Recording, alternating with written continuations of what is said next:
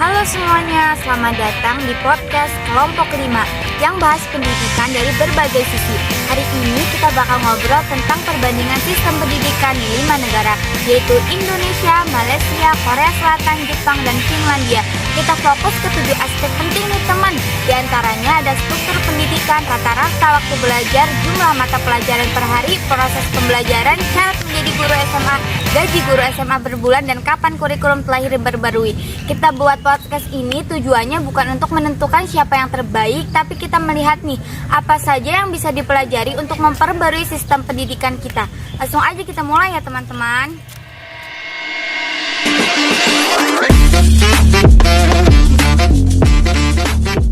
Oke nih teman-teman, kita mulai dulu nih dari negara Indonesia. Gimana sih Ra, struktur pendidikan di negara Indonesia? Untuk struktur pembelajaran di Indonesia, kita tuh memiliki sistem 6 tahun SD, 3 tahun SMP, dan 3 tahun SMA. Oh, jadi kayak gitu struktur pendidikannya. Iya. Terus kalau waktu belajarnya? Untuk waktu belajar, kita tuh 6-8 jam per harinya. Terus habis waktu belajar, mapelnya? Mapelnya itu kita ada 3-4 mata pelajaran per hari. Oh, jadi 3-4. Terus kalau proses pembelajarannya kayak gimana? Untuk proses pembelajaran, kita lebih fokus ke teori dan praktik. Namun, karena sedang kurikulum merdeka, kita lebih banyak ke proyek.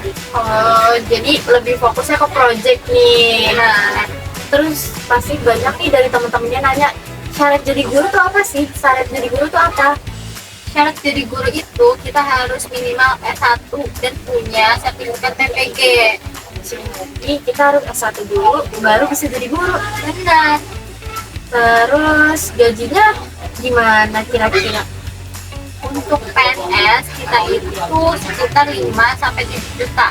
Namun untuk honorer itu masih rendah banget. Beda ya, jadi antara PNS sama honorer. Iya. Oke, kalau kurikulumnya tuh gimana? Menurut UUD kita berubah setiap 5 tahun. Namun sekarang lebih sering berubah sesuai dengan kebijakan menterinya.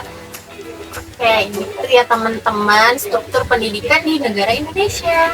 Oke teman-teman, abis dari negara Indonesia, kita bakal ke negara mana kira-kira ya Ra? Kita akan ke Malaysia. Nah ini dia teman-teman, kita akan ngebahas struktur pendidikan di Malaysia. Nah, itu gimana sih Ra, struktur pendidikan di Malaysia itu apa sama kayak Indonesia atau beda? Beda, mereka itu 6 tahun sekolah dasar dan 5 tahun sekolah menengah. Oke, kalau jam belajarnya sama mata pelajarannya?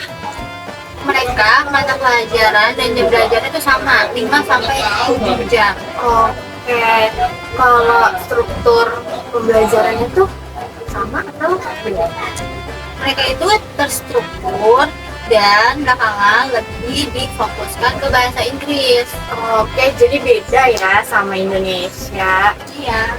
Terus kalau syarat jadi gurunya itu gampang atau susah? Syarat jadi gurunya udah pasti harus S1 dan mengikuti pelatihan. Jadi sebelum jadi guru di Malaysia itu harus ikut pelatihan dulu? Iya. Oke, kalau gajinya kira-kira berapa Kak? Gajinya besar banget, 10-17 juta. Wow. Besar banget ya teman-teman. Terus apa lagi ya Ra? Belum. Oh iya, kalau kurikulumnya tuh gimana? Kurikulumnya mereka berubah setiap 5-10 tahun sekali. Jadi kayak gitu ya. Nah itu dia teman-teman, struktur pendidikan di negara Malaysia. Dari Malaysia kita bakal terbang lagi nih ke negara lain. Kira-kira apa ya? Nah teman-teman, kita bakal ke negara Jepang nih. Gimana sih struktur pendidikan di negara Jepang? Untuk strukturnya mereka sama kayak di Indonesia, yaitu 6 tahun SD, 3 tahun SMP, dan 3 tahun SMA. Jadi sama kalau Jepang sama Indonesia strukturnya. Oh iya, kalau mata pelajarannya sama jam pelajarannya apa sama? Untuk mata pelajaran mereka itu ada 5-6. Namun untuk jam belajar itu sekitar 6 sampai 8 jam. Juga ya. Terus proses pembelajarannya kayak gimana? Mereka itu fokus pada kebiasaan dan konsistensi. Jadi Jepang membiasakan muridnya untuk mandiri. Jadi dia nggak gimana-gimana gitu ya. Jadi muridnya diajarin buat mandiri. Iya, Oke, kalau syarat jadi gurunya nih, kan di Jepang, apa sama kayak Indonesia dan Malaysia? sudah pasti harus S1 pendidikan dan memiliki sertifikat dari pemerintah prefektur. Oke, kalau gajinya tuh kira-kira sama nggak sama Indonesia dan Malaysia? Gaji di Jepang itu lebih besar, sekitar 28 sampai 40 juta. Wah, nominalnya lebih tinggi lagi nih daripada Indonesia dan Malaysia. Terus kalau kurikulumnya, Kurikulumnya berubah setiap 10 tahun. wah sama juga ya Kak. Oke teman-teman, jadi itu pembahasan dari negara Jepang. Oke teman-teman, dari Jepang kita bakal terbang lagi nih ke Korea Selatan. Jauh banget ya. Siapa sih yang nggak tahu Korea Selatan? Tapi kita harus tahu nih, gimana sih struktur pendidikan di Korea Selatan itu? Untuk struktur pendidikan di Korea Selatan, dia sama kayak Indonesia dan Jepang, yaitu 6 tahun SD, 3 tahun SMP, dan 3 tahun SMA. Jadi sama ternyata. Terus kalau jam belajarnya sama mata pelajarannya apa sama juga? Untuk mata pelajaran, dia ada 6 sampai 7 mata pelajaran. Namun untuk jam belajar, yaitu 8 jam formal, namun dilanjut ke Hagwon bisa sampai malam. Jadi total belajarnya itu sekitar 12 sampai 16 jam. Wah, lama juga ya, Ra. Kalau kita kuat nggak tuh? Oke, dari jam belajar kita lanjut lagi nih. Proses pembelajarannya tuh gimana? Soalnya kan waktu belajarnya lama. Mereka itu kompetitif banget, apalagi saat mau memasuki ke universitas unggulan. Wah, jadi mereka banget gitu ya. Iya, Oke, kalau gaji gurunya gimana? gaji gurunya itu sekitar 24 sampai 36 juta. Besar banget ya, Ra. Siapa yang minat jadi guru di Korea Selatan? Tapi jangan mikirin gaji dulu ya teman-teman. Gimana sih syaratnya jadi guru? Lagi-lagi kita harus lulusan S1 lalu mengikuti sertifikasi yang ketat banget. Seketat apa ya kira-kira? Oke.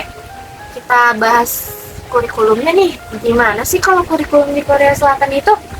Untuk perubahan di Korea Selatan itu lebih ke 5 sampai 7 tahun sekali. Jadi dia lebih lama ya dibandingkan negara-negara tadi yang udah kita bahas. Benar. Oke, kayaknya itu aja deh Kak dari negara Korea Selatan. Biasanya kita bakal bahas negara mana lagi ya? Oke, dari Korea Selatan kita mau kemana lagi ya teman-teman? Kita bakal ngebahas negara Finlandia. Gimana ya struktur pendidikan di Finlandia?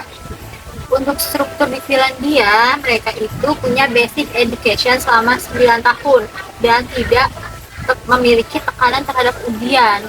Oh, jadi mereka tuh gak punya tekanan terhadap ujian. Benar. Terus kalau jam belajarnya sama mata pelajarannya kayak gimana?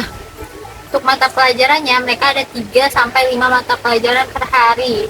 Dan untuk jam belajarnya mereka singkat banget, sekitar 4 sampai 6 jam aja. Wah, singkat banget ya. Kayaknya sekolah di sana enak juga. Tapi proses pembelajarannya kita harus tahu nggak sih? Harus, aku akan kasih tahu ya. Untuk proses pembelajaran di sana, mereka itu fokus ke kenyamanan siswa. Tidak ada ranking di kelas dan guru dibebaskan untuk metode pembelajarannya itu seperti apa. Oh gitu. Jadi kayaknya nggak ada yang aku harus kayak gini nih, aku harus lebih dari dia nih. Kayaknya nggak ada deh di sana. Tidak ada. Oke.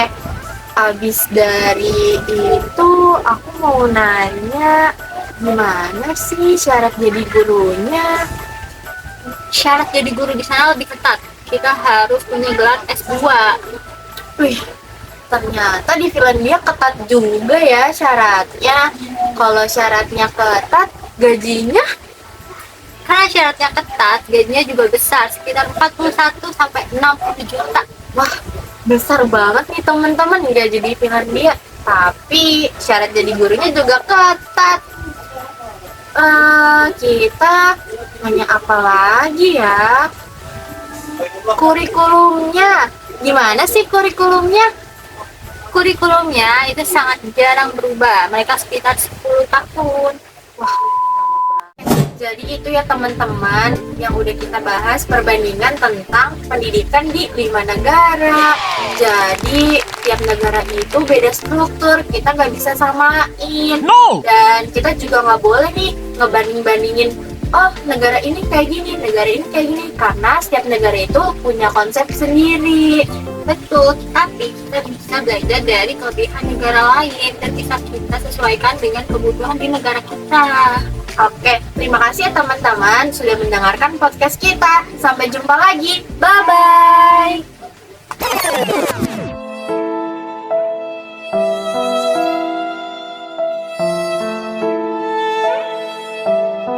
Tapi bohong.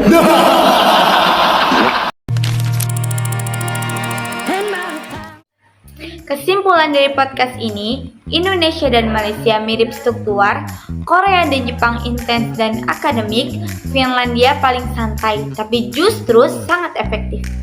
Soal waktu dan belajar, Indonesia dan Malaysia moderat, Korea ekstrim, Jepang padat, Finlandia paling seimbang. Untuk profesi guru, Finlandia menuntut standar tertinggi dan memberikan dukungan terbaik. Sementara banyak negara lain yang masih mengejar keseimbangan antara tuntutan dan kesejahteraan guru. Terima kasih sudah mendengarkan podcast kami pada episode kali ini. Semoga pembahasan yang kami sampaikan dapat memberikan wawasan baru dan bermanfaat bagi kita semua.